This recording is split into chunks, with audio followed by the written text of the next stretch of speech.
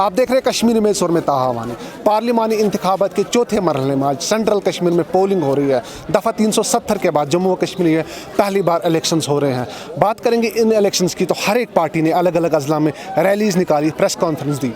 अब देखना ये होगा कि कौन सी पार्टी बाजी मारेगी। अगर हम बात करेंगे पार्टीज़ की तो एनसी से आगा रूहुल्ला इलेक्शंस लड़ रहे हैं, अपनी पार्टी से अशरफ मीर, पीडीपी से वहीद पारा, डीपीएपी से आमिर और दीगर इंडिपेंडेंट कैंडिडेट्स इलेक्शन लड़ रहे हैं।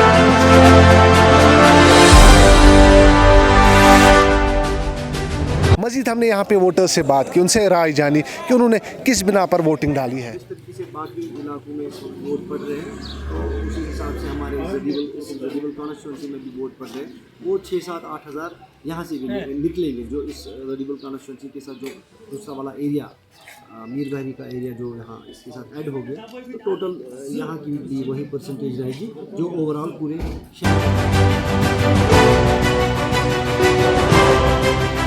इंशाल्लाह चाहते हैं वो किसी अपने अच्छे, किसी ईमानदार, किसी हार्ड वर्कर बंदे को अपनी तरफ से वहाँ भेजे, पार्लियामेंट में भेजे और जो बाकी मसले मसाइल इनके होंगे तो वो इंशाल्लाह हल।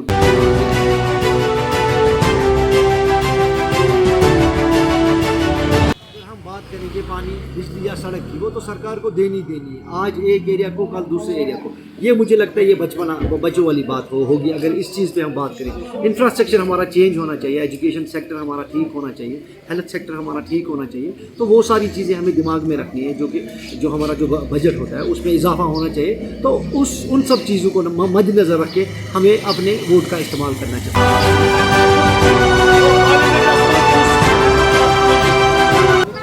रहेगी जो हम एक घर में बैठते हैं इस इलेक्शन के दिन, तो उससे किसी ऐसी पार्टी को मौका मिलता है, उनके वर्कर्स निकल जाते हैं, उनको वोट डालते हैं। सपोज़ कि हम यहाँ अगर मानो सुबह से लेकर शाम तक अगर यहाँ 5 लाख वोट पड़ेंगे तो एक पार्टी को 1 लाख पड़ेगा, बाकी जो 4 लाख वोट है वो उधर इधर बिखर जाएंगे। तो मेरी इस बात का यही मकसद है, लोगों को आना चाहिए आज अपना नुमाइंदा चुनो, बाहर निकलो, घरों से बाहर निकलो। अभी भी जो घरों में बैठे हैं और जो नए वोटर्स हैं उनका तो विजन होगा कुछ ना कुछ, उन्हें कुछ ऐसा कुछ सोच समझ के अपना वोट डालने का उन्होंने फैसला लिया होगा। तो मेरी यही राय रहेगी, मेरी यही रिक्वेस्ट रहेगी शहर श्रीनगर के जो ये पार्लियामेंट्री सीट है कि बाहर आ जाओ, अपने वोट का अच्छे से इस्तेमाल करो। मेरा पहला वोट है, उसके लिए मुझे यही एक्सपेक्टेशन है, वो पहले यूथ की बेरोज़गारी ख़त्म करनी चाहिए और हर एक का सोचना चाहिए कौन अभी गरीबी में है उसको आगे बढ़ाना है, यूथ को मोटिवेट करना है ये वोट देने के लिए।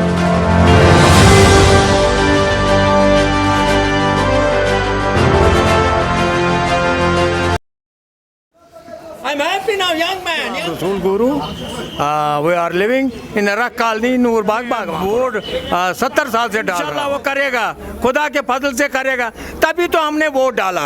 हमारे बात उठाएगा पार्लियामेंट में, हमको अच्छा आदमी इसलिए चुना कि जो आगे हमको ले जाएगा, गरीबी हट जाएंगे, इसलिए हम वोट डाल रहा। हमको डेवलपमेंट की ज़रूरत है, वो हमको हो रहा है यहाँ।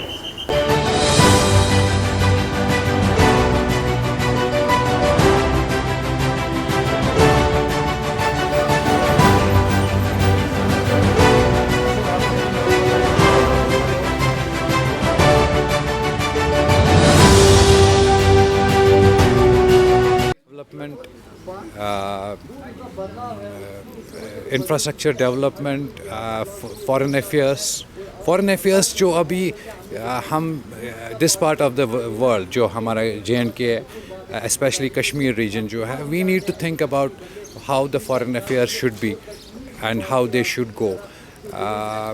अगर हम देखेंगे कि थोड़ा सा हमें हमारे फॉरेन अफेयर्स में what the new coming government should add, that should be they should our representatives, whoever goes from the JNK to the parliament, they should speak about Islamophobia as make sure they to fulfill. We'll make sure if today we gifted them something, tomorrow we know how.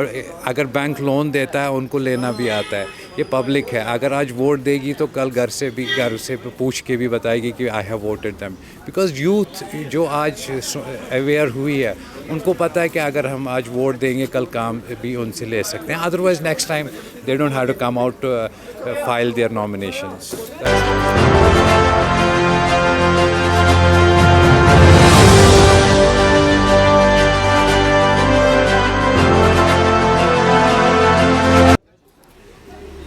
think before, don't take it so easily.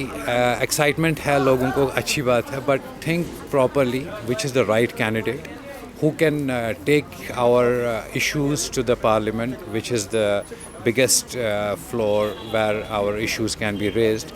और candidate का ये भी देखिए कि can he do it, does he have the bandwidth to do that. Bandwidth अगर है तो बंदा करेगा. Bandwidth देख लीजिए, अगर bandwidth है तो definitely go and please vote for them.